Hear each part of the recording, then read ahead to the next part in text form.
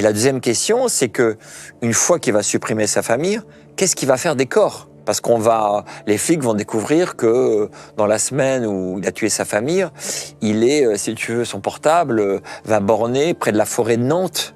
Donc il cherche des endroits. Et puis finalement, il va se dire non, le meilleur endroit, c'est sous la terrasse.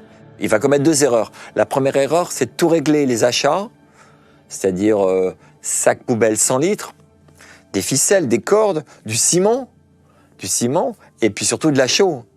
Et quand le procureur et le commissaire ils vont analyser toutes les cartes bancaires, ils vont dire attends le mec, mais c'est un mec qui veut enterrer des corps. Tu vois, donc ça c'est la première erreur. Et surtout quand il va enterrer les corps, le ciment il sera humide.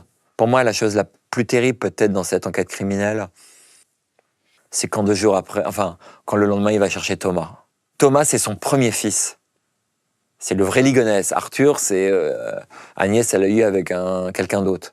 Thomas, c'est son premier fils.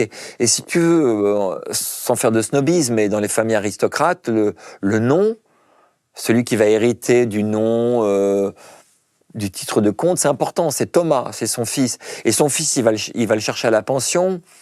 Il l'invite dans un restaurant. Là, je pense que Thomas, il n'a plus de nouvelles du tout de sa famille depuis 2 jours. Il dit qu'il y a eu un accident de voiture, je crois. Il dit que sa mère était renversée par un vélo. Sa mère était en vélo, elle a été renversée à l'hôpital.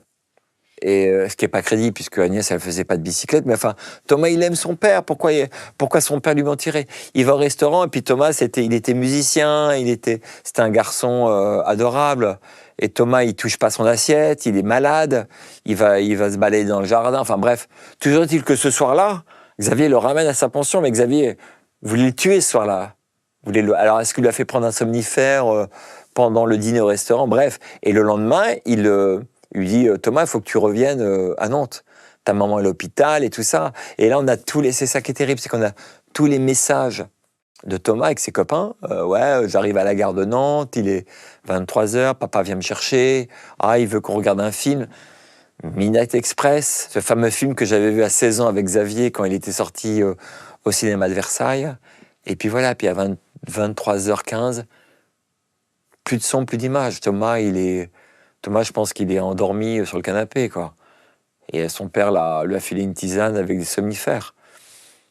Et il est mort. Tu vois, 2 heures après, voilà. Donc Thomas, c'est le dernier. Et d'ailleurs, c'est le premier corps qu'on va retrouver sous la terrasse, qu'on va déterrer, tu vois. En 2 jours, Xavier, il se dit pas, attends, je suis en train de tuer toute ma famille, quoi. Je vais en sauver un. Non. Entre le dimanche et le lundi, il tue Agnès, il tue Arthur, il tue Anne, il tue Benoît, et il tue ses chiens, ses labradors.